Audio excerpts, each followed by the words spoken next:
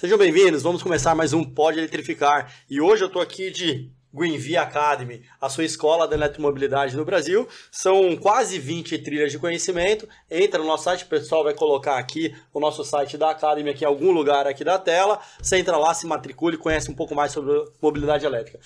De novo, estamos aqui. Marina, seja bem-vinda. Oh, meu querido, bom te ver aqui de volta. Legal, tudo bem? Maravilhosamente bem, graças a Deus. A gente tem um convidado hoje, ó. Nossa senhora. Tá nervosa? Um pouquinho, né? Um pouquinho, ele deixa a gente nervosa, né? Mesmo? Mas que eu já conheço né? um pouquinho dele, já tenho acesso a ele, então eu tô sentindo um pouquinho mais. Ele conhece só um pouquinho de carro só, né? Cara, a gente teve que estudar pra estar mercado aqui, automotivo, né? Só um pouquinho. A gente teve que estudar pra estar aqui hoje. Estamos arriscando, será? Estamos arriscando pra caramba. Vamos lá, vamos encarar a fera, né? Vamos lá.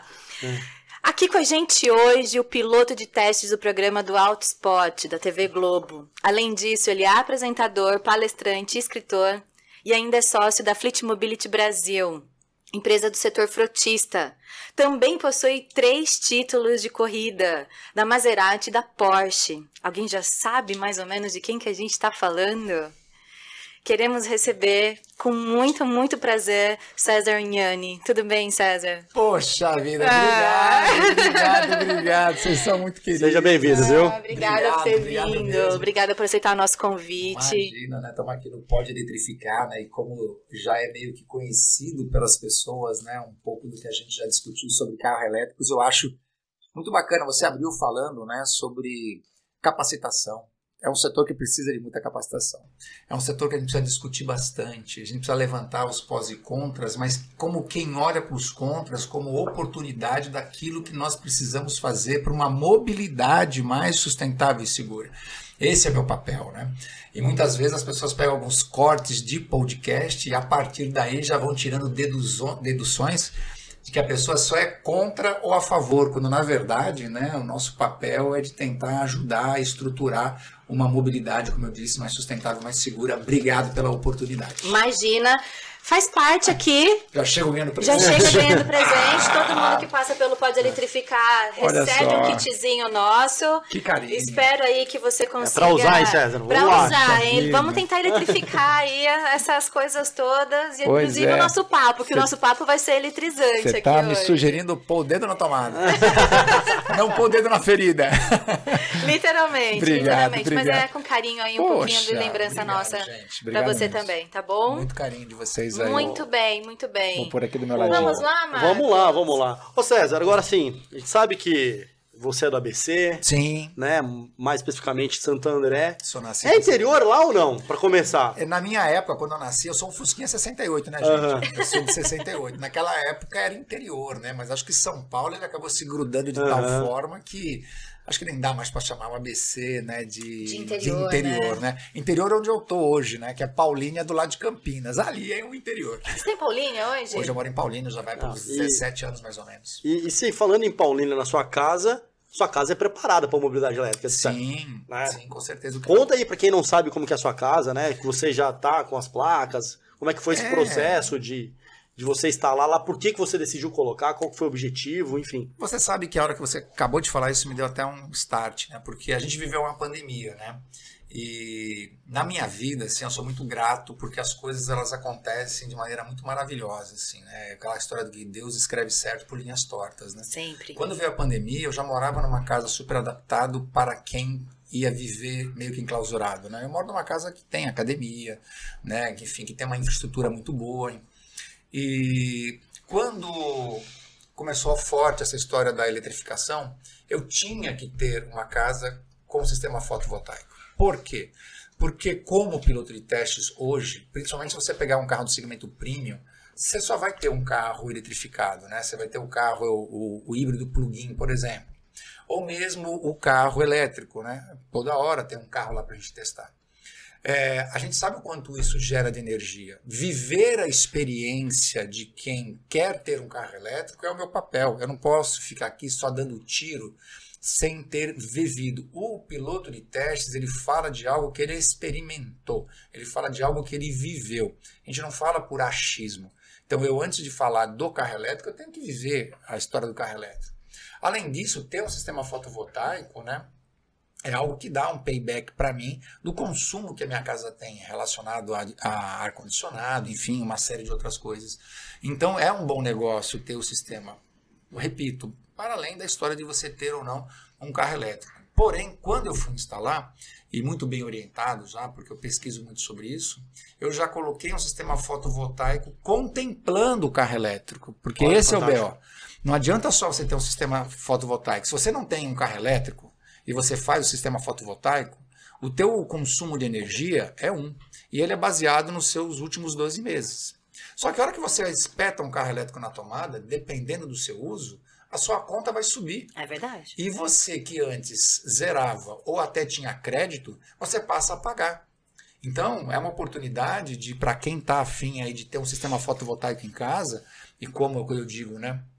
O carro híbrido também é uma realidade, o carro híbrido plug-in é uma realidade. Ou se você pensa em ter isso, já contemple algo a mais de placas, um projeto um pouco mais robusto, porque senão o que o carro elétrico consome é mais do que o que a casa... O equilíbrio da casa é necessário. E uma família brasileira não vai ter um carro só, né? Já tem os filhos um pouco maiores, já vai ter mais que um carro, vai ter a esposa, né? Então você vai ter ali 3 a 4 carros, então é importante você ter também considerar esse ponto. Outra coisa importante também, que eu acho que as pessoas falam um pouco sobre isso. Quando você tem lá a sua tomada, a priori, a tomada, você usar o carregador do carro numa tomada convencional, aquilo é, na verdade, um uso emergencial. Perfeito. Inclusive, a montadora chama o carregador que vem com o carro de carregador emergencial. O ideal é você ter, por exemplo, um carregador de 7 kW ou de 7,5 kW, que é o que eu tenho lá também. Porque ele é mais seguro para casa. E qual é a grande vantagem dele para aqueles que não estão tão antenados com a questão do carregamento? Uma tomada convencional, ela gera algo em torno de 1,5 kW mais ou menos. Então, se você tem uma bateria de 40 kW para carregar, você vai levar 30 horas, 35 horas para carregar. Diferente de você ter um carregador de 7,5 kW que vai carregar aquilo 7 vezes mais rápido. 7 vezes mais rápido. É exatamente isso que está, inclusive. E a segurança. Isso, inclusive, que está no nosso site, Finanças Carregadores Portáteis, que a gente faz exatamente esse anúncio. 7 vezes mais rápido do que uma tomada convencional. E eu tenho lá, e é bacana, quando eu paro um carro lá. Então, assim, existem usos do carro elétrico que ele é muito legal, né? Por exemplo, outro dia a BYD fiquei testando um carro da BYD, e aquele uso de, por exemplo, o meu filho, na utilização do meu filho, eu fiquei pensando, né? Falei, cara, pro Enzo acho que ia cair bem isso aqui. Por quê? Eu gero minha energia, tá um zero de consumo. Ele, como faz jornalismo na PUC, né? De jornalismo na PUC, e ele trabalha na Rádio CBN. O corre dele dá menos de 50 km por dia. Sem precisar parar num posto, sem precisar carregar. Aí ele chega aqui, espeta o carro na tomada, no outro dia o carro no carregador, né? No outro dia o carro está carregado. Cara, isso parecia, para essa utilização, parecia ser legal. Mas ele vira e mexe, ele faz algumas viagens mais longas. Aí ele teria que usar o meu carro. Porque o trabalho que vocês fazem é muito importante. Das coisas que eu falo sobre o carro elétrico e dos perrengues que a gente tem com o carro elétrico está exatamente na infraestrutura, aonde você pode parar o carro para carregar. Aí nós teríamos que ter 2 carros na garagem e eu teria que emprestar meu carro para ele quando ele quisesse ir para a praia, quando ele quisesse ir fazer um rolê com maior quilometragem. Fatalmente é isso que você não quer, né? Emprestar o carro para ele, né? Não, eu nem me assim, eu tenho 3 carros, eu uso 3 carros, né? Então, tem 2 carros que ele não vai usar realmente. Que é uma Porsche 911 e uma Macan. Mas o outro carro, que é um Tiggo 8, ele pode usar. O Tiggo 8 ele pode usar, mas as Porsche não. Só que aí você pega o preço do carro. O carro custava 270 mil. E hoje ele tem um Nivus 2023. O carro custou 140. Uhum. Aí quando você vai ver a diferença de preço entre o carro elétrico para ele ter um uso do dia a dia dele ali, quando ele precisasse fazer uma viagem maior, ele precisar de um carro a combustão, ainda esse é um outro impeditivo que a gente percebe de que a indústria está caminhando e desacelerando um pouco os preços do carro elétrico. O carro elétrico ele precisa fechar essa conta também para o consumidor. Pode falar. Não, e o mercado foi abalado essa semana, né? Nas últimas semanas, no caso, né? É verdade. O mercado foi abalado com o lançamento do BYD Dolphin, né? Que um carro a 149 mil com quase 400 km de autonomia. Foi realmente assim, algo fantástico que aconteceu. Só precisa molhar esses 400 de autonomia. 400 menos 30%. Menos 30%, verdade. Na cidade, bem próximo a isso. Bem próximo a isso. Né? Eu Mas sou usuário de carro elétrico Você já foi entrando diretamente falar sobre veículos elétricos, carros elétricos. Eu tenho um monte de pergunta da história da vida dele ali, meu. Calma lá. É que a gente tá tão ali no... Marininho, eu inclusive queria aproveitar. É bom que você trouxe de volta essa questão da vida dele. Eu assisti um vídeo do César da porta da casa dele. Acho que foi na pandemia, um pouco antes, um pouco depois, eu não me perdi um pouco no tempo aqui. Quando você falou que as coisas perderam a cor pra você, você olhava para as coisas e as coisas perderam a cor pra você. É verdade, você comentou comigo, falou que te impactou bastante, né? Tão assim, marcante pra mim aquilo ali. Eu assisti 2, 3 vezes aquele vídeo na época. E eu falei assim, poxa, realmente, que fato. Porque você falou, olha, eu tenho uma casa maravilhosa, eu tenho tudo maravilhoso, carros na garagem, e ali tudo ficou cinza pra você no momento, né? Pra quem não sabe do que eu tô falando, você pode contar aqui, compartilhar se você tiver vontade, logicamente, para compartilhar, porque até é público, né, essa questão, né? É público, eu acho que é uma oportunidade também da gente talvez ajudar as pessoas, né? Essa história, ela é por conta de que eu percebo que as pessoas, elas sonham em conquistar, mas elas não entendem que entre o sonho e a conquista existe um negócio chamado fazer. E a sua trajetória e essas conquistas, elas estão muito ligadas, e é natural que as pessoas acham que a felicidade virá quando você tiver aquele carro, que você vai ter aquela casa. A gente acaba sempre dizendo de que a felicidade só vai acontecer quando tiver aquilo. E eu sou um exemplo de que isso não é verdade. Porque a minha esposa, ela tinha um irmão gêmeo. O que não está nesse corte que você viu, e eu vou contar a história inteira para você, porque ela tem requinte de crueldade. A minha mulher tinha um irmão gêmeo. Éramos nós 3. Eu, a Regina e o Wendel. Eu, a Regina e o Rogério, que era o irmão dela. Eu estou com a minha esposa há 40 anos. Nós nos conhecemos desde que nós tínhamos 16 anos de idade. E éramos só nós 3. Só que eu me casei, o Rogério casou. O Rogério, quando tinha 6 meses, quando o filho dele tinha 6 meses, o Jun, ele casou com uma japonesa, ele teve um câncer no cérebro. Mas um câncer muito forte. E ele, em pouco tempo, morreu. Um dos motivos de eu morar no interior é porque eu acho que não é possível você passar por uma tragédia como essa se você não aprender alguma coisa. A partir disso, eu falei que eu ia ensinar meu filho a nadar, que eu ia ensinar meu filho a andar de bicicleta. E eu me voltei muito para a família. Eu quis morar numa casa com piscina, ter uma convivência, porque para o Rogério, ele não teve o direito de ver o filho crescer. Eu falei, teoricamente eu tenho. Então, deixa eu fazer a diferença. E foi aí que eu fui morar no interior. Só que o susto veio porque logo em seguida, meses depois, a minha esposa foi diagnosticada com câncer. Um câncer de mama. Só que como a gente já estava muito abalado por tudo aquilo, a Regina estava muito esperta. Ela, num autoexame, detectou. Então, ela pegou de maneira precoce. Então, fica aqui essa dica. Se autoexamine. Não deixe de ir no médico. Todo e qualquer câncer, desde que você pegue ele de maneira precoce, a chance de cura ela é muito grande. Só que aí, como eu vi o que aconteceu com o Rogério, bota na minha cabeça que nós não íamos ter o mesmo fim. Porque não deu certo. E todo mundo fala, vai dar certo, vai dar certo, vai dar certo, e não deu certo. Bom, a partir disso eu decidi de que eu ia dar tudo de melhor para ela.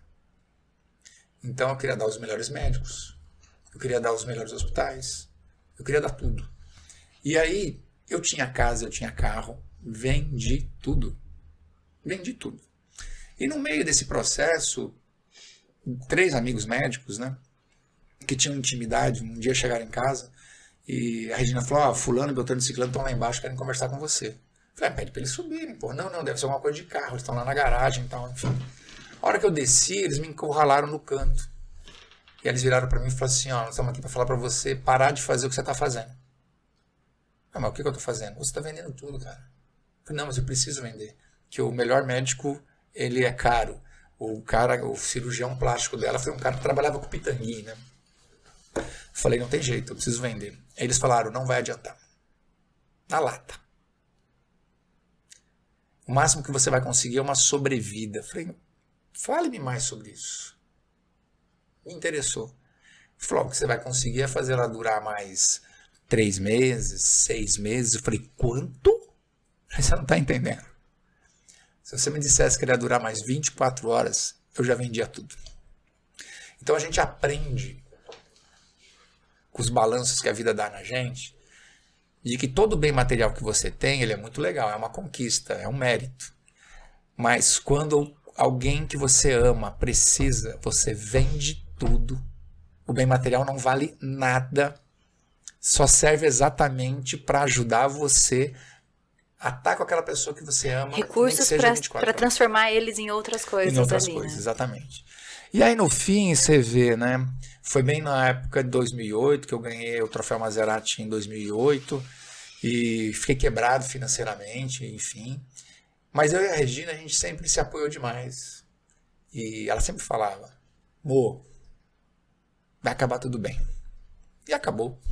Deu tudo certo, ela fez a cirurgia dela. Isso já se faz aí talvez 18 anos. Ela tá linda, maravilhosa, meus amigos estavam errados. Uma pessoa do bem, uma pessoa de uma paz gigantesca. É o meu porto seguro. Linda. Lindo. Me conta um pouquinho também. Vai fazer chorar aqui hoje? Não, pelo amor de Deus. Também você vem com uma dessa logo de... Eu pedi pra voltar, mas... Não precisa ver tão fundo, né? Literalmente. Não, mas eu queria... Essa mensagem é importante porque me impactou. Acho que da mesma forma que me impactou, deve ter impactado muito. Ele já tinha falado disso pra mim também. E eu acho importante as pessoas se ligarem nisso. Porque... Principalmente São Paulo, o interior é um pouco menos, mas para São Paulo o bem material é colocado acima de toda e qualquer coisa, né? E não é bem assim, né? Eu também sou do interior, sou de Mojimirim. Legal. Então assim, eu já sei muito bem como o ritmo de vida no interior é diferente. E você fez bem, sabe? Fez bem de estar mais perto da família. Sim. E de estar no interior, de estar aproveitando tudo isso, a educação dos filhos, e estar próximo. Eu vou aproveitar e vou dizer um negócio pra você assim. Eu pratico um negócio na minha vida já faz algum tempo, que eu digo sempre assim. Os primeiros 15 minutos do seu dia determinam como serão suas próximas 15 horas, todo dia. Perfeito. Então eu sou um cara que levanto 15 minutos mais cedo, pra dizer 15, né? Eu levanto muito mais.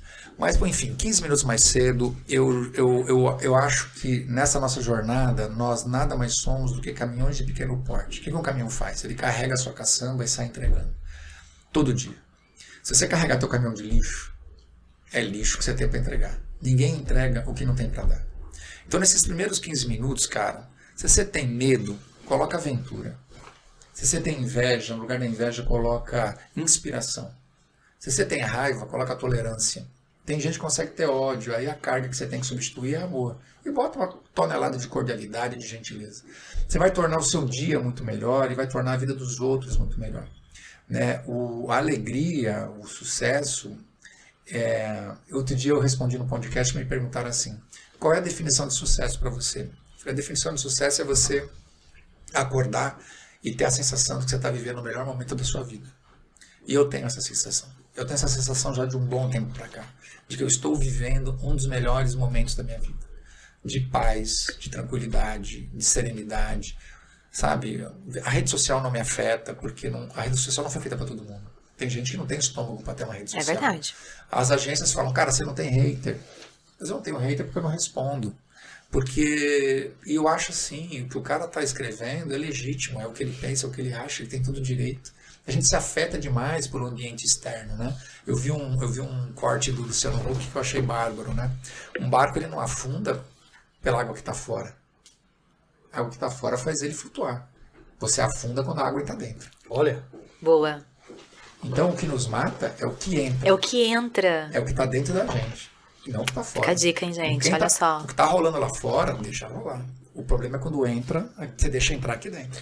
É verdade. Quem sabia que o César entende muito de carro, né? No mercado automobilístico, mais lição de vida, né? Poxa, mas você foi profundo, resgatou aí uma essência que o mercado não conhece. A vida ela vai dando tantas viradas. Eu me lembro que o Enzo, um tempo atrás, ele estava um pouco chateado, ele tinha acabado de terminar um relacionamento, né?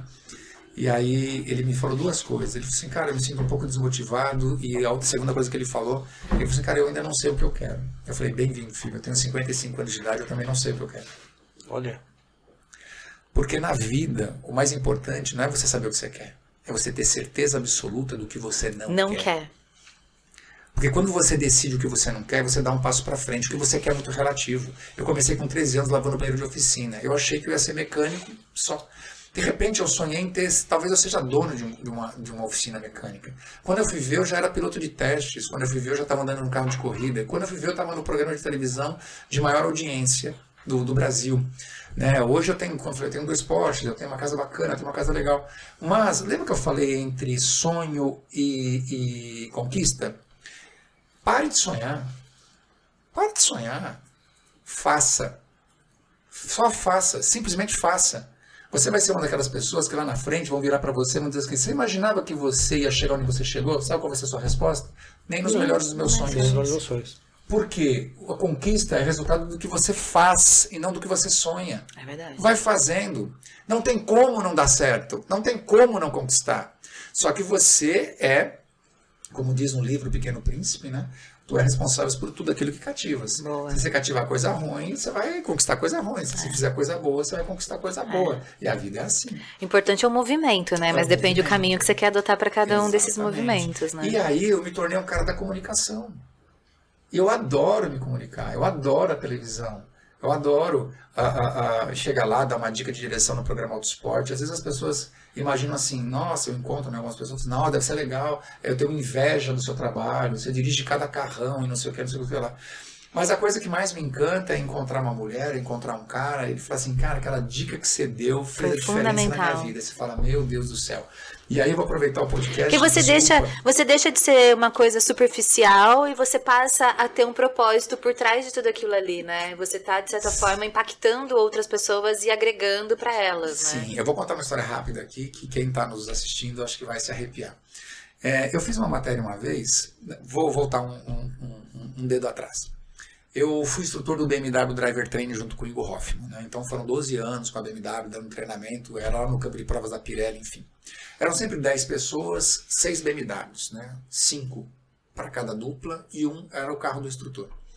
E a gente recebia essas 10 pessoas e eu me lembro de um dia que a turma estava cheia, 10 pessoas, enfim, e tinha uma pessoa que se sentou bem na frente. E, lógico, falando com todo mundo, dando instrução para todo mundo. No final do treinamento, a gente gosta de chegar para as pessoas e dizer assim, olha, você veio aqui buscar alguma coisa, você encontrou o que você veio buscar?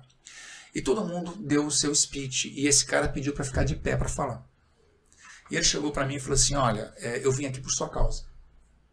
Quando você falou bom dia hoje, seja bem-vindo, ele falou, eu quase chorei.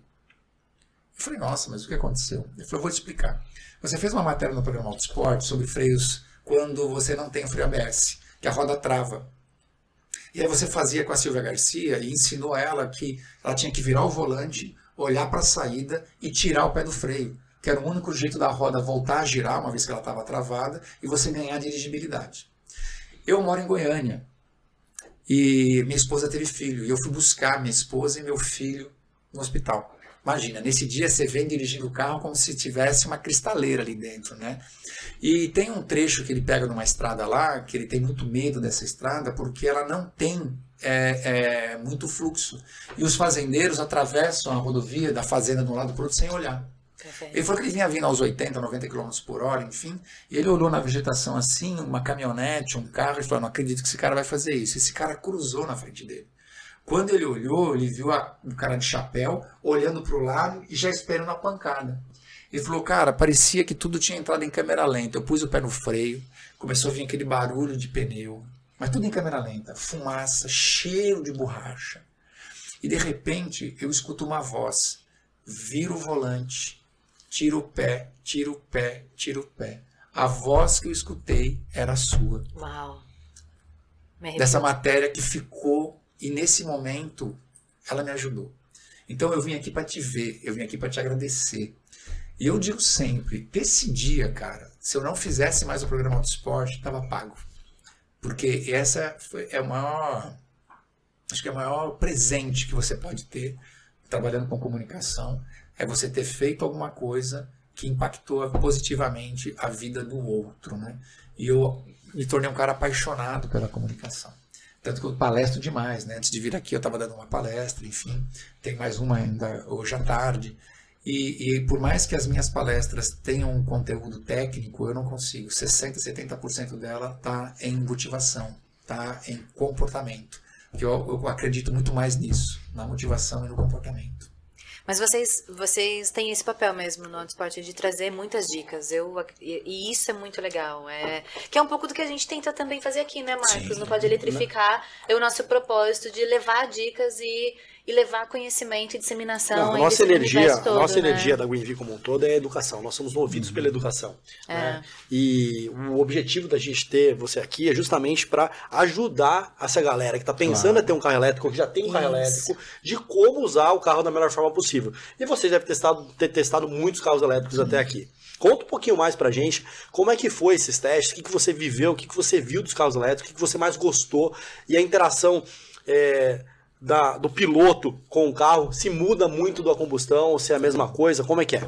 Olha, eu estava na Alemanha agora recentemente, andando lá, né, com o e-tron GT, e é impressionante, porque quando você está dirigindo o carro, numa autobahn principalmente, enfim, como esses carros premium, eles já são muito silenciosos, mesmo a combustão, né, o que você sente ao toque do pneu no chão, os inputs de volante, cara, você nem percebe, você só vai notar que você está no carro elétrico quando você para, que ele desliga.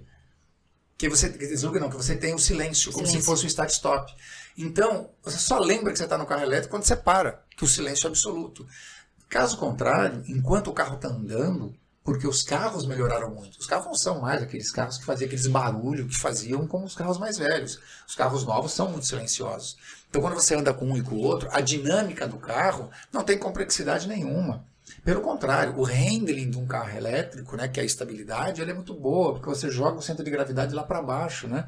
As baterias, o próprio peso da bateria no assoalho, ele faz com que o carro tenha o que a gente quer numa engenharia, que é o tal chamado 50-50, que é 50% de peso no eixo dianteiro e 50% no eixo traseiro e entre os eixos. Então a bateria, ela ajuda nessa distribuição de peso, enfim. Então, dinamicamente, ele é legal.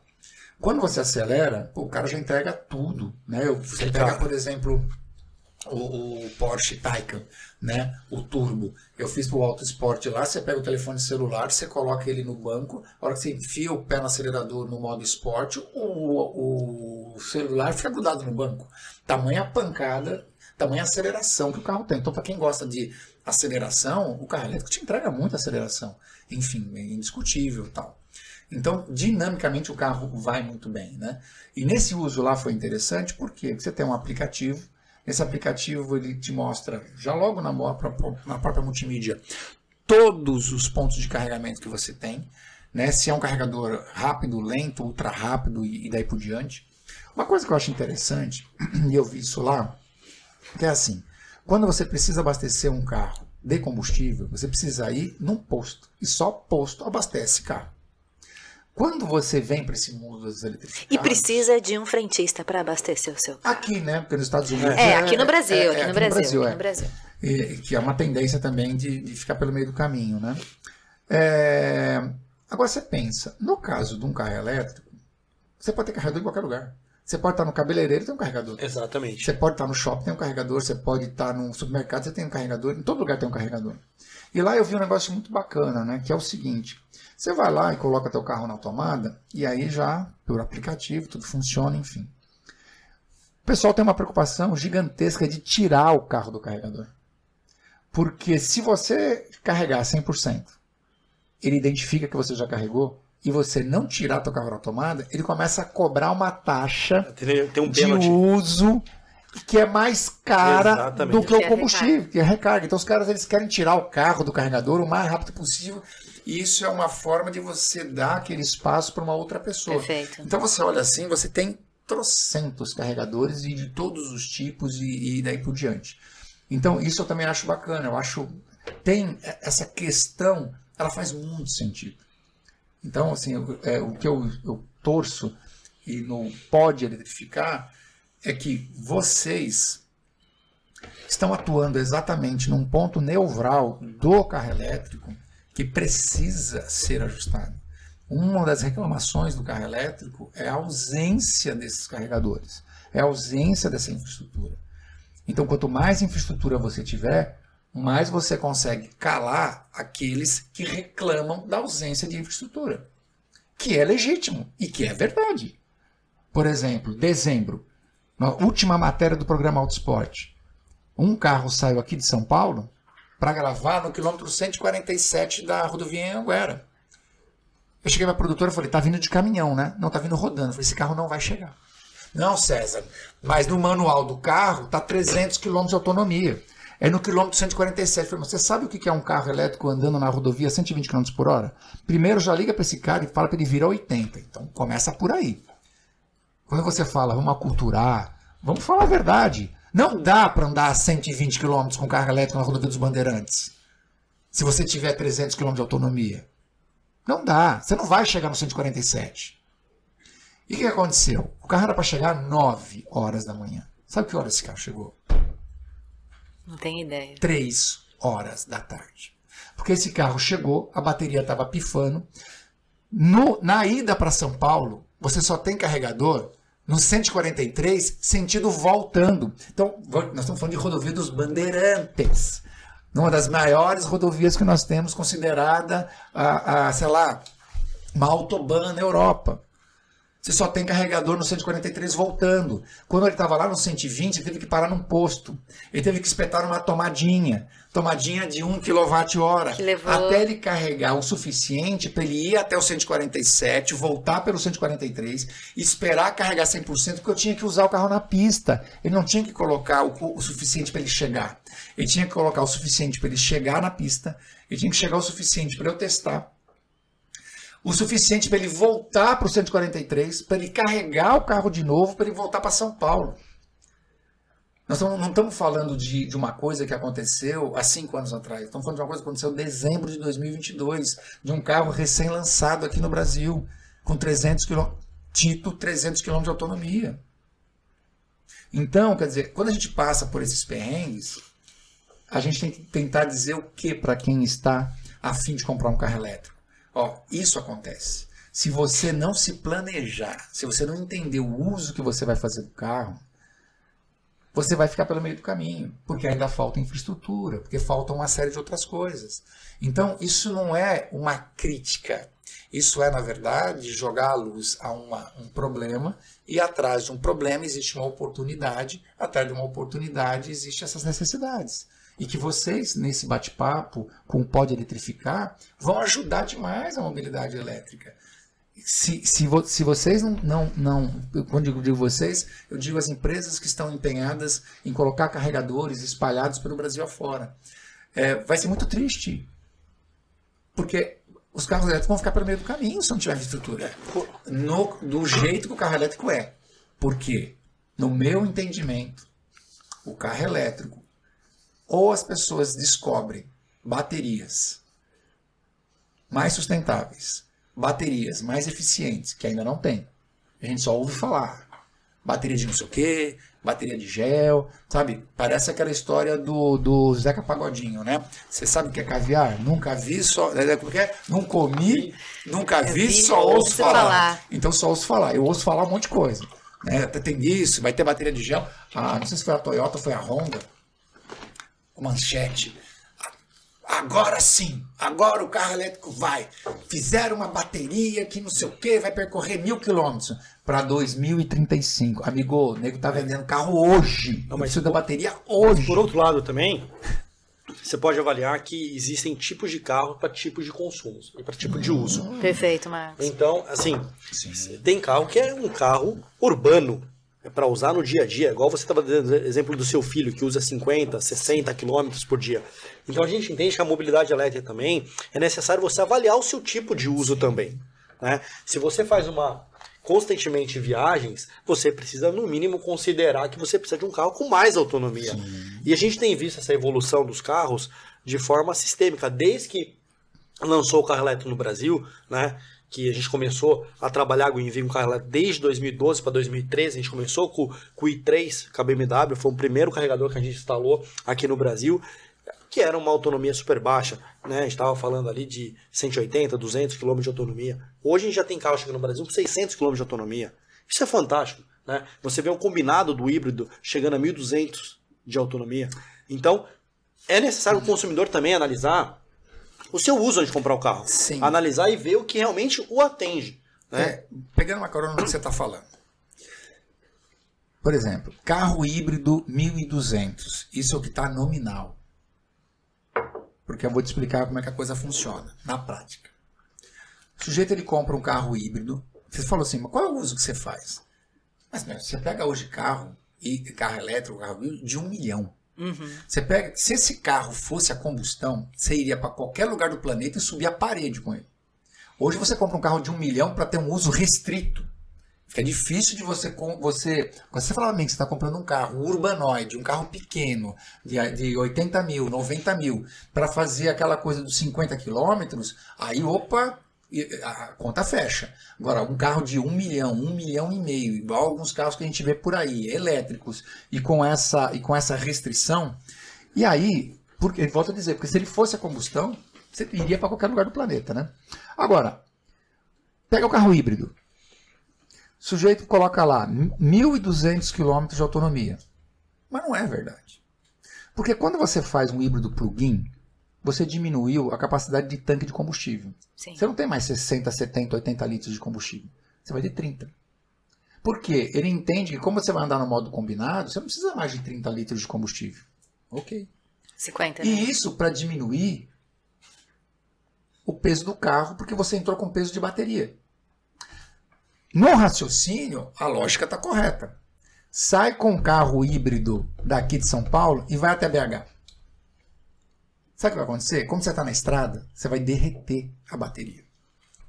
O consumo da bateria vai ser gigantesco e vai entrar o motor a combustão com muita frequência.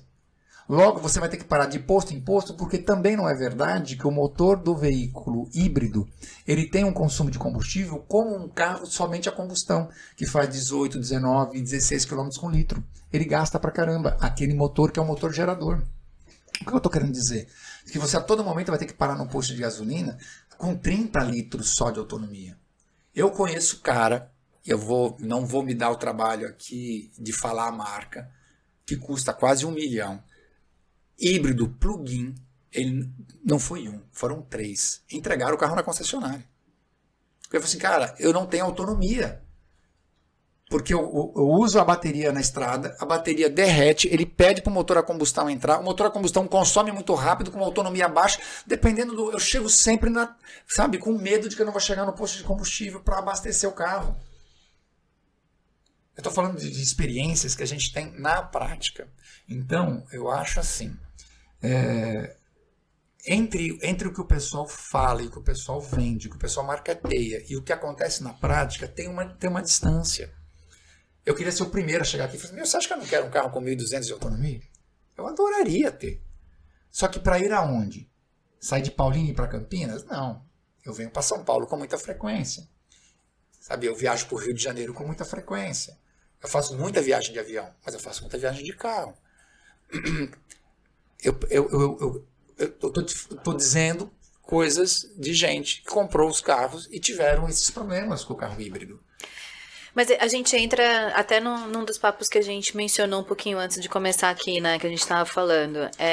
O que a gente precisa como marca, independente se somos nós no universo de carregadores ou no universo das montadoras, é suprir a necessidade do usuário. Isso.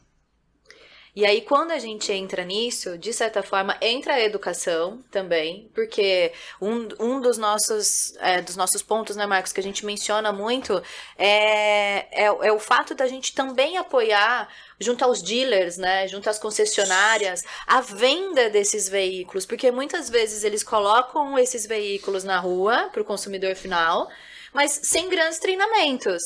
E quantas vezes a gente já recebeu feedbacks de consumidor final diretamente lá na GreenV, esse carregador não carrega, ou esse carregador está demorando demais, e sem grandes instruções de como utilizar um veículo elétrico diretamente. Então, qualquer mercado, quando ele é novo, ele é disruptivo, porque tudo que a gente fala no segmento de eletrificação, de veículos elétricos, a gente quebra a linha de raciocínio de um carro a combustão e vem com uma outra forma de ver o mundo, certo? Uma outra leitura sobre um veículo, né? A gente está falando de energia diretamente e do outro lado a gente estava falando de combustão, que tem ali correlações bem distintas dentro de tudo isso. Então, por exemplo, eu não era desse universo. Então, quando eu estou agora vivenciando tudo isso, eu vejo a engenharia atuando fortemente aqui dentro, né? Você falou um negócio muito, muito correto, por exemplo, treinamento. Agora, se eu abrir meu WhatsApp aqui, você vai ver uma conversa com uma empresa gigantesca, onde, para cumprir o ESG, compraram para os diretores carros híbridos e 2 diretores ficaram no meio do caminho. Sem combustível e sem eletricidade. Aí ligam para a concessionária. Aí disseram, não, se você andar até o final da bateria do carro elétrico, ele vai parar e não vai mais dar partida. Quando, na verdade, eles estavam usando o carro, e esse carro em especial, ele tem um modo EV, que é te gerar a maior experiência de um electric vehicle. E se você tiver nesse modo, ele está entendendo que se acabar a bateria, o motor a combustão, ele não vai entrar como um gerador para poder carregar a bateria. Eu tive que ensinar o cara da concessionária. Pois é. Mas aí, 2 diretores ficaram no meio do caminho. Fala para esses 2 caras se eles querem andar agora de carro híbrido. Qual é a história que eles têm para contar? Então a gente não pode deixar com que isso aconteça. Né? Seja diretor, seja qualquer outra pessoa. A gente não pode deixar que isso aconteça. Né? E nós aqui estamos entrando só na questão de infraestrutura e de usabilidade do carro. A gente aqui ainda não discutiu. Porque vamos fazer o seguinte, vamos dar um passo para trás. Da onde vem toda essa discussão? Peraí, vamos lá. Qual é o desespero? Como é que toda essa conversa começou? Descarbonização. Vamos voltar lá no passado. O que é que nos trouxe aqui? Qual é o desespero? Descarbonização. Só que quando a gente fala do motor a combustão, como você muito bem colocou, a gente ainda tem que dividir o motor a combustão.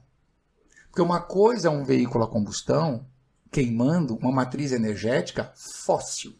Outra coisa é um motor combustão sendo utilizado com um combustível renovável. Ele é uma outra coisa.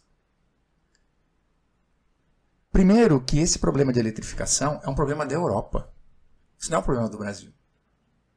A Europa, as pessoas acham que o Brasil está atrasado no que se refere a meio ambiente, no que se refere à matriz energética. O Brasil está 50 anos na frente da Europa e da China. Eles vão levar 4 décadas ou 5 décadas para estar onde o Brasil está. Esse não é um problema do Brasil. O Brasil tem outros problemas.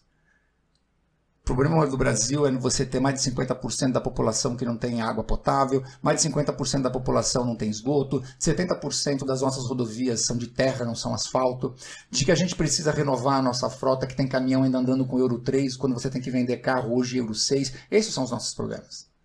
Só que a Europa, ela tem que entrar com o carro elétrico porque está batendo na porta deles o problema deles.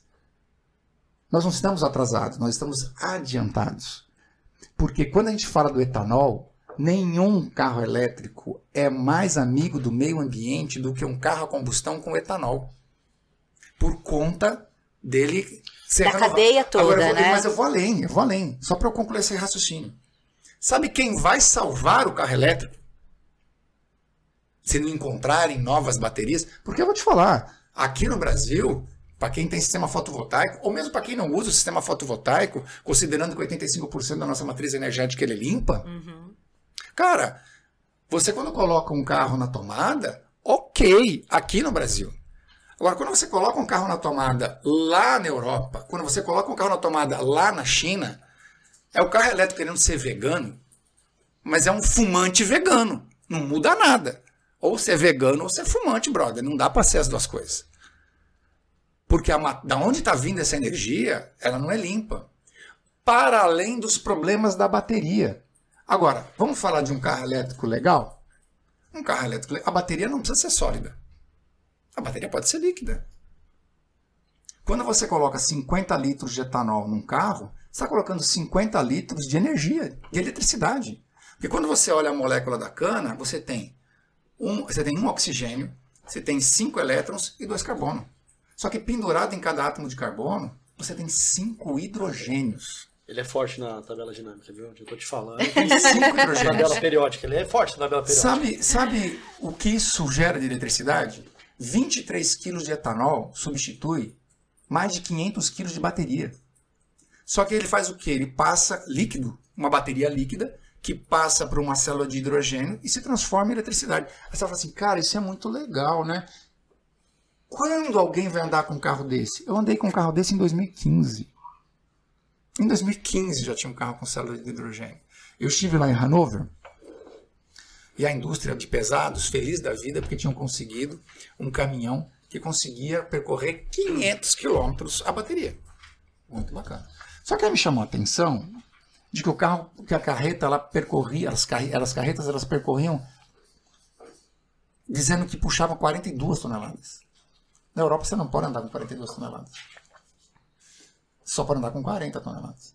Eu falei assim, escuta, mas que 42 toneladas é essa? Não, é que nós estamos pedindo para que se o caminhão for elétrico, ele possa andar com 42 toneladas porque ele é mais amigo do meio ambiente. Mas sabe por que 42 toneladas? Porque para aguentar a autonomia, eu tive que fazer o quê? Botar bateria. Ou seja, um caminhão que deveria carregar carga, ele carrega mais bateria do que carga. Aí, a Mercedes-Benz, e eu fui o único brasileiro a andar com esse caminhão, uma carreta, puxando 40 toneladas, percorre 1.000 quilômetros, adivinha com o quê? Célula de hidrogênio. Célula de hidrogênio que você pode usar, por exemplo, o etanol, e o hidrogênio do etanol, mas que você pode usar o GNC. Gás natural comprimido. Tá aí uma coisa que a gente sabe fazer, lixo.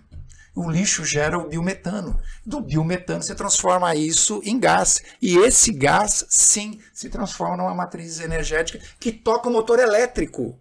Ele não toca o motor a combustão. Ele pode tocar o motor a combustão também, mas ele toca o motor elétrico. Então você imagina, você tem o motor elétrico que é o que é bom e a bateria que não é tanto. O que você tem de motor a combustão bom? Ah, motor a combustão não é tão legal porque ele joga uma série de outros dióxicos na natureza, mas você tem o etanol que é bom. Pô, vamos juntar esses dois? Vamos juntar o etanol. Se for plug-in, ainda melhor. Não. Se for plug-in, ainda melhor. Porque assim, a ausência de bateria, praticamente, a ausência de carregamento, ela praticamente inexiste. Por quê? Uma célula de hidrogênio, ela trabalha algo em torno de 600 graus. Então você não tem como você dar partida, ela já está a 600. Você precisaria, né, de uma bateria. Mas aí, estou falando de uma bateria do tamanho de um telefone celular. Não estamos falando de uma bateria de 500 toneladas de bateria. O suficiente para ter autonomia no carro até que a célula de hidrogênio alcançasse essa temperatura. A Unicamp está pesado nisso. Vários sistemistas estão pesados nisso. Quando você chega ali, né, e vai discutir com as montadoras, e você vai falar com o pessoal, com os sistemistas, tá todo mundo ali, ó. O que nós estamos trabalhando? Célula de hidrogênio e todos os periféricos de carro a bateria e tudo que dá para fazer. Veículo a diesel com combustível, um biodiesel, motor a combustão com sintético e com etanol. Ninguém está desistindo de nada. O que é legal desse nosso bate-papo e deixar claro é de que nós temos que parar um pouco com essa história de que A veio para excluir B. Na verdade, o mundo da mobilidade ele vai ser cada vez mais plural e o carro elétrico tem um papel fundamental nisso. Então, pode eletrificar? Pode, e a eletrificação vai ter o papel dela e ela desenvolve um papel importante. Você pega um ônibus, por exemplo, faz todo sentido. Anda e para, baixas quilometragens e baixa velocidade. Rotas percorridas do início ao fim, planejadas. Caminhão de lixo. Exatamente. Perfeito. Frotista também, que rodam na cidade. Que rodam na cidade. Você pega esses VUCs, devia ser tudo elétrico esses VUCs. Né? Porque tem muita força, tem motor a combustão que não aguenta uma subida, não tem subida que o motor elétrico não suba, porque ele é muito forte de torque. Então existem os empregos, cara, que o carro elétrico vai muito bem fazendo todos os ajustes de carregamento e daí por diante, e a gente torce para que todo esse esforço em procurar uma bateria mais amiga do meio ambiente, uma bateria que para além do reparo e da reutilização, a gente consiga fazer o reciclo de fato dela. Eu falo sempre o seguinte, fica aqui combinado entre nós. A hora que chegar nas minhas mãos um carro elétrico com uma bateria fenomenal de um negócio, eu quero ser o primeiro a falar assim, gente, chegamos lá. Veja bem, eu não discuto sobre o que nos separa, eu discuto sobre o que nos une. Perfeito. Eu estou muito mais a fim de discutir sobre o que nos une do que sobre o que nos separa.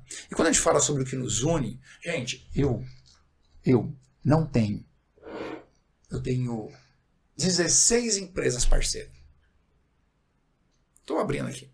Que me pagam um FII mensal. Eu não tenho uma montadora. E não é por falta de como se diz, assédio. Eu não tenho uma empresa do segmento elétrico. Eu não tenho uma empresa, você entendeu? Eu não tenho, porque eu não quero. Porque eu não quero. Porque eu quero ficar livre para eu poder falar exatamente o que eu acho e o que eu penso. Do contexto como um todo. Você está entendendo? Então, mesmo empresas que desenvolvem carros elétricos. César, você não quer fazer uma parceria? Não. Então, e falando nisso, a gente vai emprestar para você o nosso carregador, Opa. que é de 3.6, em tomada comum, não é de 1. Então você já ganha 3 vezes mais Olha aí. a potência, né? Porque o que vem de emergência lá no 127 vai dar um pouco alguma coisa mesmo. O nosso é de 3.6 tomada comum. A diferença tem que trocar a tomada de 10 A para 20 A. Importante isso. Tem que trocar a tomada, não tem jeito, não use adaptadores, a gente não recomenda o uso de adaptadores, né? Se for usar adaptador, tem que baixar a corrente do carregador, e o nosso carregador ele tem um ajuste de amperagem para você poder ajustar aí quando você não tiver solução, tiver que usar com adaptador, né? Então eu vou deixar contigo aqui no final, deixa com obrigado, você, tá lá no obrigado, meu carro, pega, eu obrigado. te empresto pra você levar para casa, pra você usar, pra você ver como é que é. Nossa, adorei. Né? E legal. Só para fechar essa linha de raciocínio, que eu acredito que seja importante, assim, o que a gente está falando aqui, né? Como chegamos na questão do eletrificar tudo isso, né? Por que de eletrificar todos esses veículos, né? A ESG é algo que vai além só dos veículos. E o que a gente está conseguindo entender de conclusão aqui? Que não é o A ou o B, Não. e sim é um equilíbrio que vai ter que absorver para todo mundo por ainda bons anos pela frente, né? E a gente vai ter aí tantos os veículos a combustão, mas que quanto mais eles sejam direcionados a um etanol, que eles sejam coisas que não impactam diretamente, a gente está com a chegada de, querendo ou não, de hidrogênio, que acho que foi a Volvo que acabou de lançar a hidrogênio, que veio para o Brasil, se eu não me engano. Não, é a Toyota. Toyota. Então você falando disso, ó, vamos prestar atenção, gente, quando a gente fala de hidrogênio. Por quê? Uma coisa é o hidrogênio que a Toyota tinha trazido em 1996, quando o Michael Gore, né, que foi candidato a vice-presidente dos Estados Unidos, fez lá uma verdade inconveniente, onde a GM fez o EV1, fez 1.000 carros, teve que recolher os 1.000 carros e está entre os 50 piores carros que já existiram na face da Terra. E aí a Toyota virou a chave para o hidrogênio. Aquele hidrogênio não é legal. Porque aquele hidrogênio, para você obter ele, você precisa de um equipamento a diesel, número 1. Número 2, você precisa de um tanque de tuxtênio. E você precisa daquilo em XBO de bar de pressão. Aquilo é super perigoso e não funciona. A própria Toyota já tinha dito lá atrás que este hidrogênio, se ele fosse viável, seria só em 2050.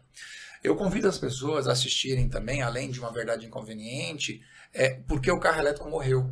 E nesse documentário, Porque o Carro Elétrico Morreu, que conta, por exemplo, que Nova York, em 1903, tinha 20% de carro elétrico. Tinha 27% de carro a combustão e 50% de carro a vapor. Lá naquele período, o carro elétrico já se mostrava menos complexo de construir do que um carro a combustão.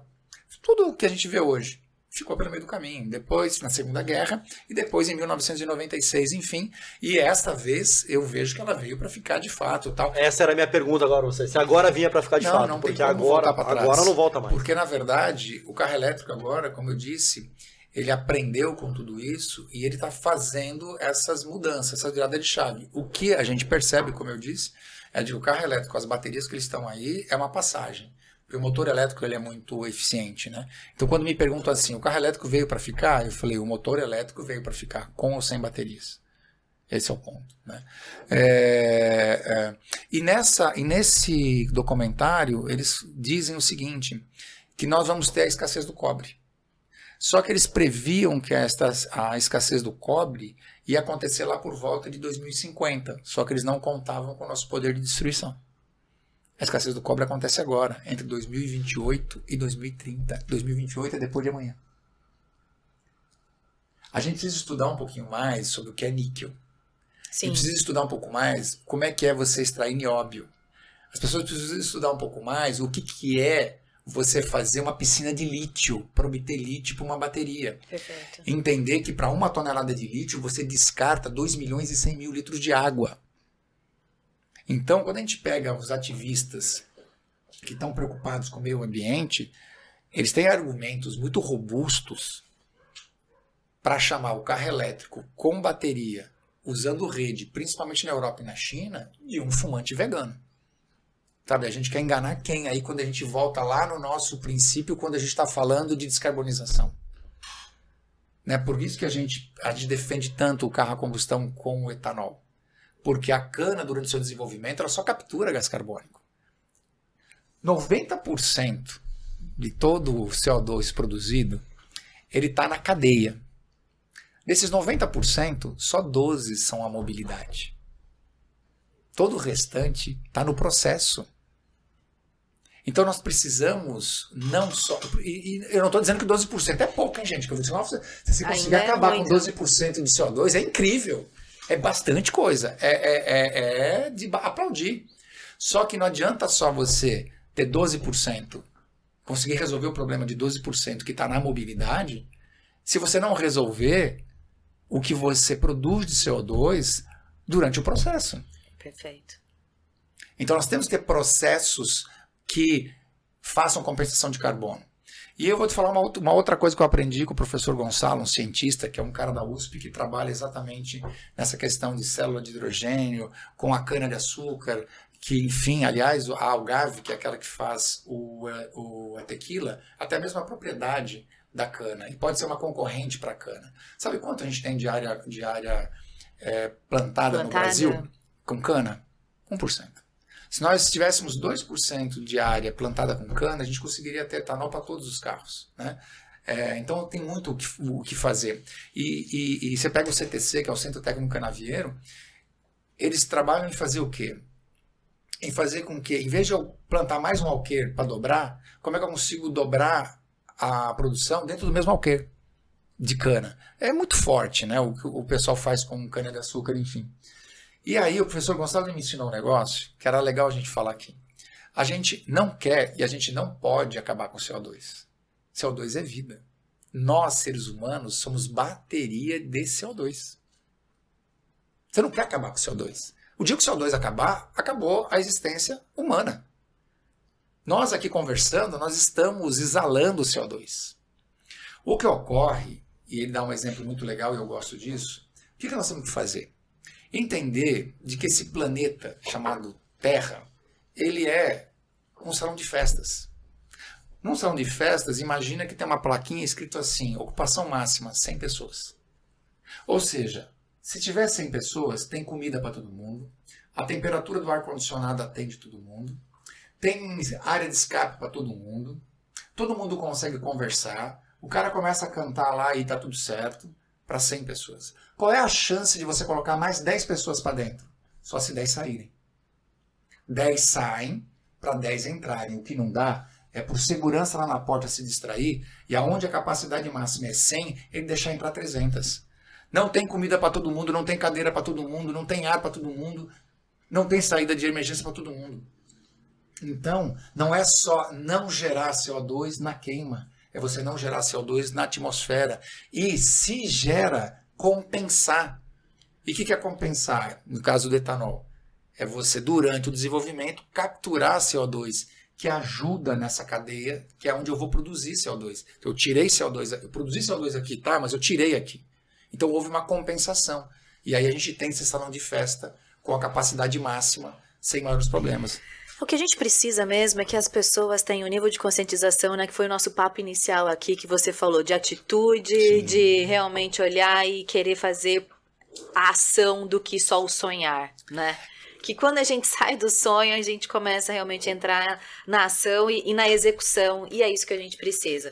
De pessoas olhando realmente para tudo isso e fazendo um equilíbrio maior, que é o que a gente vai conseguir ter numa humanidade melhor, né, cara? O que o César falou lá atrás, que o Brasil tem realmente um cenário completamente diferente de Europa e Estados Unidos.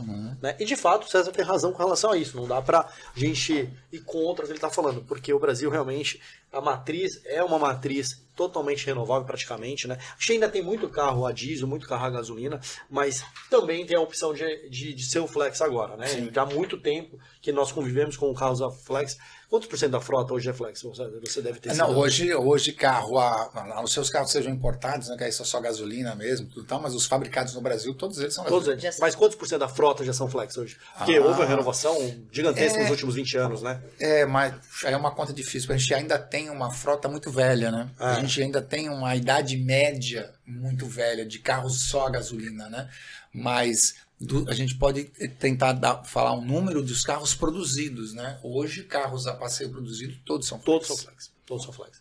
E então, com isso, a gente conversa muito, Marina, no escritório, né, com sócios, com toda a galera que a gente bate um papo. E a gente vai ter que desenvolver para o Brasil, César, um modo Brasil de eletrificação. Sim. A gente não tem como copiar o modo americano e o europeu. A gente vai ter que desenvolver um modo Brasil de eletrificação. Você matou a pau. Nós temos um problema mundial, porém soluções regionais. Né? Até porque, né, você pega países da Europa, são menores que muitos estados que nós temos aqui. Então é diferente eletrificar um país como Dinamarca, Suécia, Suíça, do que eletrificar o Brasil. Total. Então, assim, o Brasil vai ter que ser criativo, as empresas como a nossa vai ter que ser criativa, desenvolver tecnologias e plataformas para que a gente possa atender o modo Brasil. É verdade. Esse que é o ponto. E aí vai muito também no que você estava falando, que você vai no salão de beleza, você vai ter um carregador, você vai na padaria, você vai no mercado, vai no açougue, onde você vai ter um carregador ou uma tomada, por exemplo, que é o nosso caso, né? Que nosso sonho é ter tomada para tudo quanto é lado, para que as pessoas comprem os carregadores e espetem essas tomadas, né? Então você vai para sua casa de campo, você tem uma tomada lá, para onde você vai outra tomada. Então assim, a gente acredita muito no modo Brasil, tá, César? Esse é o nosso modelo de negócio, a gente tem olhado muito para o modo Brasil de eletrificação, né? A gente entende que a eletrificação chegou para ficar mesmo, ela não volta mais, até por conta que os carros, eles nascem diferentes, os carros elétricos. Eu queria falar muito com você sobre isso, porque a gente tinha um Zoe, né, um Renault Zoe na nossa frota, 2013. Né? E o Zoe, ele nasceu elétrico, né? Já é um carro que ele nasceu elétrico, não é igual o Renault Kwid, uma adaptação. Que foi uma adaptação. Né? Então, a gente teve um período na história que a gente estava com o Renault Kwid e com o Renault Zoe. Os dois são carros completamente distintos. Um 2023 e o outro 2013. Parece que o de 2013 e 2014 é mais moderno do que o agora. Isso é igual carro de corrida, né? Por exemplo, quando você vai andar num Fórmula 1, um Fórmula qualquer, é um carro que nasceu para ser um carro de corrida. Então quando você anda, o carro tem no chão, o carro curva demais, você freia lá dentro. Quando você vai andar no Stock Car, você sofre igual um condenado. Pode ver que você tem um monte de ex-pilotos da Fórmula 1 andando na Stock. E não são os caras que estão vencendo corrida. Por quê? Porque é um carro que nasceu para ser carro de rua e você está tentando adaptar ele para corrida. Por melhor, por mais tecnologias que tenha. Quando você anda num Fórmula, o Fórmula foi feito para ser carro de corrida. Então é impressionante o que ele faz, né? E é mais ou menos, assim, fazendo uma analogia, não sei se ela foi a mais feliz, mas é isso. Não, foi uma muito coisa feliz. É um carro ter nascido para ser carro elétrico. Outra coisa é o adaptar. E aí, você está chamando a atenção para uma crítica que eu faço. Uma crítica não, uma observação. As pessoas gostam muito de falar da Tesla. Só que tem o seguinte, a última coisa que importa na Tesla é a bateria e ser elétrico. A Tesla é isso aqui, ó. É um app sobre rodas. Demorou até a indústria tradicional perceber de que a Tesla está em primeiro, passou Ford, passou GM, agora passou Toyota, então o negócio é fazer carro elétrico. Não, você está pensando com a tua cabeça de dinossauro. O consumidor, ele não está preocupado com a matriz energética, ele está preocupado com a experiência. Porque quando as pessoas viram para mim e falam assim... Pronto, chegamos no ponto interessante agora. Quando as pessoas chegam para mim e falam assim... nossa, César, mas você está querendo comparar 1903, a tecnologia avançou muito. A tecnologia que avançou foi essa aqui. A de conectividade. Essa é a minha próxima pergunta para você. Como que você via toda a tecnologia que está envolvendo esse universo versus os veículos em si, né? Porque querendo ou não... Você quer complementar alguma coisa? Pode falar. Não, porque eu ia comentar, né? Tá uma salada mista de 500 mil aplicativos pelo mercado, cada um fazendo uma coisa e dando andamento em outra. E aí a gente tem que trabalhar a união de tudo isso, aí envolve tecnologia. Como que você visualiza isso, assim, nesse... Qual que é a sua visão sobre esse universo e esse movimento que está acontecendo agora? Porque parte da mobilidade elétrica está muito alicerçada em tecnologia.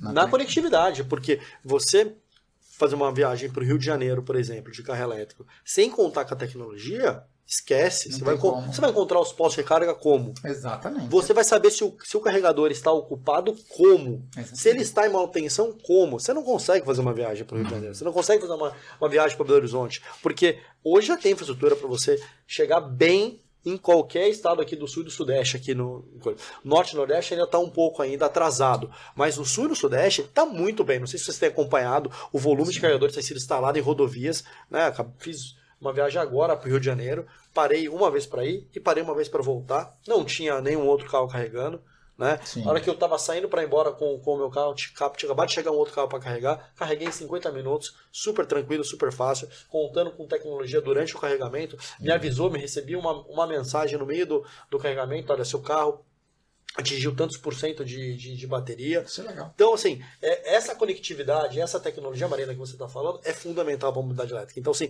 é a diferença. E aí entra no que o César falou, questão da experiência. E o usuário está buscando isso hoje. Ele está buscando mais do que um carro. Ele está buscando mais do que eletrificação, ele está buscando uma experiência. E o elétrico te entrega isso. Sim, sabe o que acontece? Assim, a gente está num papo aqui, a gente está falando de... Mesmo se a gente for falar de carro, me chama a atenção quando a gente fala muito de mobilidade, porque quantas pessoas andam de carro no Brasil? Nossa. Parece muito. Mas não. Mas não é. Quantos % você sabe? Não, durante muito tempo eu trabalhei em fórum de mobilidade, né? E aí teve a pandemia, né? Eu falei assim, gente, alguém perguntou como que é a mobilidade na favela? Onde você tem a maior densidade de pessoas? Eu não estou querendo... Não, mas só para a gente entender de que a gente está falando com um público e ele não é pequeno. Ele não é pequeno. Tecnologia, outro dia eu estava num fórum, né? E às vezes eu sou muito provocativo, né? Eu perguntei assim, gente, carro autônomo. Vamos lá. Por que motivo você compraria um carro para chamar de Bob, sem volante? E você entraria no carro e diria, Bob, me leve lá do ponto A ao ponto B. Por que, Katsu, você compraria um carro para fazer isso? Foi você. Por quê? Porque eu não quero dirigir. Porra, vai de Uber. Vai de táxi. Um ônibus leva 40 pessoas que não quer dirigir. Essa solução nós já temos. Um trem leva 1000 pessoas que não quer pilotar o trem. Já tem. Quero trabalhar enquanto eu tô no deslocamento. Dentro do Uber você faz isso, Exato. querida. Você pega aqui o celular e faz o que você quiser. Não faz sentido você mais barato, inclusive. Não faz sentido. Você não precisa comprar um carro Você para não viaja quase dirigir. o resto da sua vida, né, meu? É barato. Você não precisa comprar um carro se você não quer dirigir. Se você só quer se deslocar. Mas a juventude... não, peraí. Porque as pessoas, quando olham a tecnologia, elas deturpam a tecnologia. O carro que dirige sozinho, ou o carro semi-autônomo, ele está lá porque ele é mais seguro. Você se distrai com o telefone celular, o carro não. Ele tem um sensor e faz o carro frear sozinho. Ele te leva do ponto A até o ponto B e ele faz toda a medição que está no entorno dele. O carro autônomo ou o carro semi-autônomo, que é o que nós temos hoje, é para diminuir mortes no trânsito. Morrem 40.000 pessoas no Brasil de acidente de trânsito. É para isso que ele existiu, é para isso que essas tecnologias estão ali. Não é para te dar o conforto, para você ficar bonito dirigindo, sabe, lendo um negócio enquanto o carro anda. Não é esse o propósito. O propósito é segurança. É a gente entender que diferença a tecnologia está fazendo na nossa vida para tornar as pessoas mais seguras, tornar as pessoas mais felizes, tornar as pessoas... Porque quando eu entro em fórum de mobilidade, a primeira pergunta que eu faço é a seguinte, você precisa se deslocar? Primeira pergunta que você tem que entender. Eu conheço um monte de gente que tinha 3 carros na garagem e só tem um. Porque não precisa ter 2 carros na garagem. Não precisa ter 3 carros na garagem. Né? Então essa é a primeira discussão de mobilidade. Hoje eu estava dando uma palestra numa multinacional e qual é hoje o maior risco que as pessoas dessa empresa, e ela copia qualquer outra empresa, estão envolvidos? O risco da mobilidade.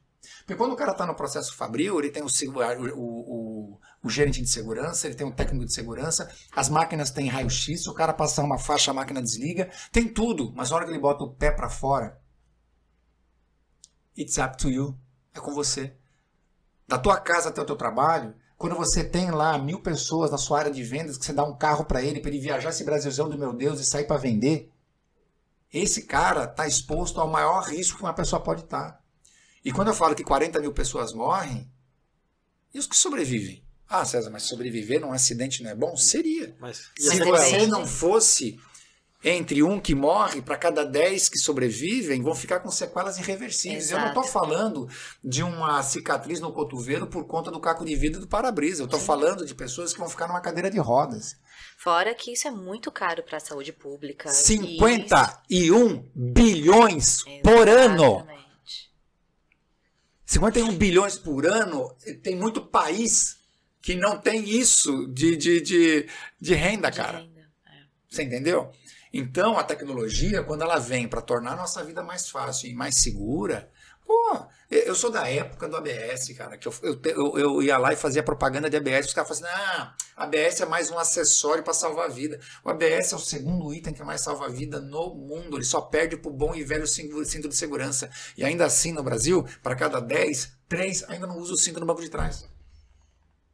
Daqui a pouquinho o cinto ele tem que vir sozinho e prender o cara, porque se depender dele fazer cleque, o cara não faz. Você entende? Então, essa virada de mindset, essa virada de levar essa cultura para as pessoas. O carro elétrico ele já vem embarcado com essa vibe das tecnologias de assistência para o motorista. Ele já vem multiconectado. Então, ele é realmente um carro que tem um passo à frente. Os crash tests de carro elétrico são excelentes. Sim. Você não tem crash test de carro elétrico, pelo menos todos os que eu vi até agora, você não tem BO. Pelo contrário, é tudo carro elétrico, por conta de onde fica a bateria, enfim, a resistência do carro. A maioria deles são tudo 5 estrelas, para passageiro e para motorista. Né? Porque eu tive essa curiosidade de querer saber, pô, Brasil, lugar que alaga, o carro a combustão ele morre, o carro elétrico não. Mas eletricidade e água, o carro elétrico é todo selado. O carro elétrico, você vai entrar na água, ele não vai morrer igual o carro a combustão, que vai respirar água.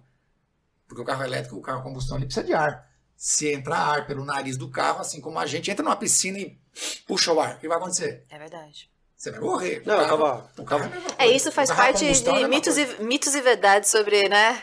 Esse universo, né? Sem dúvida nenhuma. Assim, como que você sabe o carro elétrico, o carro não é elétrico, né? Urano na rua, né? Simples, olha a frente dele. Se tiver entrada de ar, é a combustão. Se não tiver entrada de ar, não precisa. Porque, observe, Marina, que os carros elétricos, eles não têm aquelas, chama grades, né? As grades para o carro respirar. Não precisa. Então ele é todo fechado. Né? Olha ali depois você saiu, não sei se você já observou isso. Mas essa é uma das principais perguntas. Mas e se eu passar? E se chover? Sensacional. É incrível, né? O carro mais adaptado, né, para alagamento é o carro elétrico. Tem uma pergunta que a gente iria até estava aqui para chancelar para fazer para você. A questão do carro a combustão e do carro elétrico, né? Do pegar fogo. O carro a combustão que pega fogo, o caramba tal, enfim, que ainda um ou outro pega fogo por aí. Ele pega fogo, mas ele é um fogo mais controlável. Quando bateria pega fogo, minha amiga, esquece. É 2 dias aquele troço queimando. Porque o lítio, né, em contato com o ar, ele entra, a combustão dele é muito pesada. Por isso quando a gente vê, por exemplo, uma bateriazinha pequena no celular, quando pega fogo, é uma chama gigante, intensa e tudo tal, né? Por isso que os protocolos de manutenção de um carro elétrico, em tese, lá fora, antes de entrar na oficina, você deveria descabinar o carro e jogar a bateria dentro de uma piscina. E lógico, desenergizada, né? E aí continua a manutenção do carro. Manutenção que é muito pequena do carro elétrico, né? Essa é uma outra grande vantagem do carro elétrico, né? Comparado com o carro a combustão, tudo tal. Agora, às vezes, já que você me deu essa oportunidade, a gente percebe assim, você está reclamando que o carro elétrico pega fogo, mas o carro a combustão também pegava fogo. Mas então, eu estou comprando um carro novo, eu estou comprando uma nova tecnologia. Eu não espero que o novo tenha o mesmo problema do carro antigo. Então, eu brinco, né, que as pessoas falam assim, o cara fala que o carro elétrico pega fogo, mas o carro a combustão também pega. É um discurso que tem a sua lógica, mas para quem está comprando uma novidade, é você dizer para ele o seguinte, cara, você está trazendo um novo com os mesmos problemas dos velhos. E é isso que o cara não quer. Mas de fato que a gente não tem dados ainda de comparação, né? Essa é a verdade. Os dados ainda não são suficientes ainda para chegar a uma conclusão. É muito mais fácil um carro a combustão pegar fogo, porque você tem combustível. E quando a gente fala de combustível, não é só a gasolina, não é só o etanol. O próprio lubrificante. Tem carro que pega fogo, porque na verdade o que vazou foi o fluido de transmissão automática. Às vezes ele pegou fogo, o que vazou foi o fluido de freio. Às vezes ele pegou fogo, o que vazou para os carros mais antigos é o fluido da direção hidráulica e que bateu ali no escapamento ou que bateu na ajuda-granada que vai para o catalisador, onde está em 600 graus. E aquilo pega fogo. Eu andei de carro de corrida, pô, você está num carro de corrida, o cara tá pondo gasolina aqui, ali embaixo, e está com um disco de freio que está com 600 graus. A hora que aquele combustível bate ali, tudo pega fogo. Então, assim... São várias variáveis ali, né? Você observa que nas competições, quando um carro bate... rapidamente chega o pessoal com o extintor ali, porque o risco de incêndio é muito alto, né? Então, o carro a combustão é muito mais fácil. Você está numa mangueirinha com gasolina passando não muito distante de uma parte quente. Quer dizer, um vazamento que tiver, um corte que aquela mangueira tiver e espirrar aquela gasolina ali, porque a gasolina tem que ser combustível. Porque é o que faz o motor, a combustão, funcionar. Simples. A gente tem mais um tempinho para uma outra pergunta, porque César, eu sou daquela que assim, posso fazer mais uma pergunta? Você não me conhece ainda muito, mas né, Marcos? Eu volto naquela última. Já pede o Uber para mim aí. Já deixa o Uber aqui na garagem. Para fechar, você trabalha, a sua empresa é a Fleet Mobility, que trabalha com frotas. Sim. E como que você visualiza? A gente falou muito de carros, a gente falou muito do transporte aí do dia a dia voltado para consumidor final. E esse universo de frotas eletrificadas, você comentou da possibilidade, né, de isso estar no dia a dia, da importância que elas têm, mas esse movimento voltado para isso, como que é a sua visão, a importância que você entende desse mercado também, dos VUCs e dos pesados aí para esse mercado todo? Não, é isso, quando a gente falou de carro de 1 milhão, 1 milhão e 200 mil, isso não resolve o nosso problema de ESG, esses carros não resolvem o nosso problema de emissão. Quem resolve o nosso problema de emissão são os carros que estão andando com muita frequência. Então, dentro de frota, faz todo sentido, porque são esses carros que impactam nesse número final que a gente quer, que de diminuição de CO2. E as empresas, né, por conta de crédito de carbono, por conta de serem empresas multinacionais, elas têm lá uma série de ISOs, né? E que quanto mais movimento você estiver fazendo em favor do ESG, melhor para você, né? Então eu vejo que mesmo que com essa intenção de atender o ESG, eles estão fazendo essas experimentações, né? E aí eles precisam de mais de vocês, porque os penalties e os senões para essas empresas estão ainda, fica difícil. Veja bem, eles tomam a iniciativa, mas me ajuda a te ajudar. Eu preciso que você me ajude a te defender. Porque quando eles têm um problema, né, eu estou apostando nessa saída, eles se propõem, muitas empresas estão se propondo a testar, só que algumas delas identificam uma série de problemas. Quando identificam, algumas coisas são solucionadas e outras não. Algumas estão tirando o pé e outras estão experimentando. Então, cara, para cada... E aí o que você falou, depende muito do segmento. Tem segmento, né? Vamos dar um exemplo da Ambev com os caminhões, isso aqui, tá indo bem. Até onde eu sei, tá indo bem. Só que o número de caminhões que eles têm que ter hoje é maior do que o número de caminhões que eles tinham que ter quando era combustão. Isso é um custo. E vamos lembrar que um caminhão elétrico ele custa 3 vezes mais do que um caminhão a combustão para fazer a mesma coisa. O que mostra muita boa vontade dessas marcas em querer contribuir. Colaborar e contribuir. Porque fica muito difícil você trabalhar com o dinheiro dos outros e explicar por que você está gastando 3 vezes mais no negócio que você podia ter gastado 3 vezes menos. Só que aí, volta a dizer, quem está colocando o carro elétrico no mercado, as pessoas que estão trabalhando com infraestrutura, tem que ajudar esses caras. Porque eles vão ser amanhã, né, eles estão dando a cara para bater, eles estão contribuindo em fazer esse negócio funcionar. Eles não podem ficar pelo meio do caminho. Muito bem. A gente tem participado de bastante eletrificação de frotas. A gente tem um trabalho, a gente eletrificou a frota parte da frota da FedEx, Unilever e outros frotistas pelo Brasil. E tem sido uma satisfação para a gente participar desse movimento, né? A gente tem visto também vários fabricantes de caminhões chegando no Brasil, fora os que já tem, né? A gente tem Jack Motors aqui, você tem Volkswagen e tem chegado cada vez mais. A Volvo apresentou seu caminhão elétrico também já. Só para você ter uma ideia, você falou de Unilever. A Unilever, eles me chamaram. Se eles têm um carro elétrico, vocês têm carro elétrico hoje, principalmente na divisão de sorvetes. A gente acabou de eletrificar que bom toda. Porque fui eu que falei isso para eles. Porque eles queriam, na verdade, que desenvolvessem caminhões a álcool. Eu falei, mas para essa utilização que vocês têm aqui, É muito mais fácil você ter um carro elétrico. Foi um projeto lindo, inclusive. Não, foi muito Se você bacana. agregou, tá ótimo. Agradecemos Não, aí, né? Vamos pagar a comissão do Mas esse é isso. A única coisa que foi desagradável foi um dia eu encontrar uma pessoa de lá descendo no elevador e ela dizer pra mim, viu, aquele seu projeto deu certo. Eu falei, bacana, né? Obrigado por me avisar. Porque no fim eu fiquei no meio do caminho. Eu fiquei no vácuo. Né? Eu não tô aproveitando para falar, não devo nada para ninguém, enfim. Mas para mostrar o seguinte, cara, eu não sou nenhum ignorante, o cara que quer morrer com abraçado num tanque de gasolina.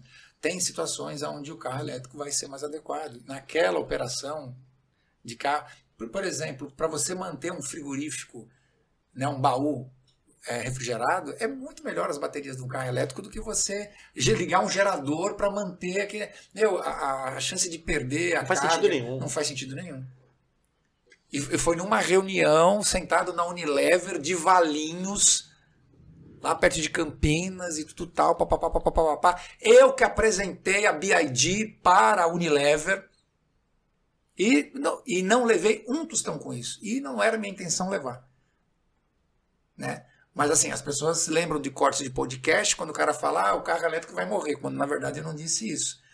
Mas a BID ou a própria Unilever poderiam dizer, olha, hoje nós temos um caminhão elétrico aqui e quem deu a dica e que está indo muito bem, obrigado, foi o César. Aproveitei para desabafar. Fechamos já. Descobrimos. A gente que agradece, então, César, porque o projeto, graças a Deus, veio para nossa mão. A gente fez um bom trabalho lá e, de certa forma, o papel aqui que temos de eletrificar está funcionando. E quem precisa ser eletrificado, que atende aos pedidos, está ali. Olha, eu queria dizer que foi mais que um podcast hoje, foi uma aula, César. Imagina. Obrigado mesmo por ter parabéns para vocês aceitado vir conversar com a gente aqui, esclarecer muitas coisas que a galera e tinha dúvida. acelera para poder contar mais notícia boa, gente. Depois liga o nosso carregador, fala se você gostou, se você não gostou, de verdade. Tamo junto. Se não gostou, fala que não gostou, fala onde precisa melhorar, que vambora. É isso. Exatamente. Combinado. Mais uma vez, obrigada pela sua atenção, obrigada pelo seu carinho todo aí, estar com a gente disseminando cada vez mais também. Galera, quem ficou aqui com a gente foi um papo do Pode Eletrificar, mais um papo do Pode Eletrificar. Marcos, muito obrigada pela parceria. Vamos para a próxima. E ó, fica a dica, mas nós estamos no YouTube, nós estamos no Spotify. Caso você queira fazer comentários, deixa aqui que a gente vai estar sempre comentando também. E caso queira saber de outros temas, também deixa aqui pra gente. Deixa porque sugestões convidados, de convidados, temas, exatamente, porque a ideia é tentar levar o máximo de informação possível e educação sobre esse novo universo da mobilidade elétrica, que o nosso papel aqui é exatamente esse, disseminar o máximo de conteúdo. Mais uma vez, obrigada e até a próxima. Até a próxima.